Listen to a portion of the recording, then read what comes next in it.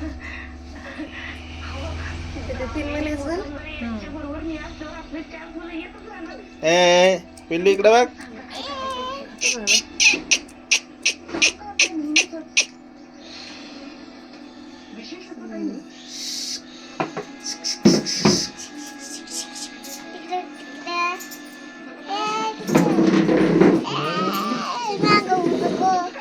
मोठे झाल्यावर बघता येते. अरे पालत काय दीदीला? दीदीत पहिली जोर नाही. दीदीला तर लयच लाड यायला. इकडे बघ पिल्लू. इकडे बघ इकडे.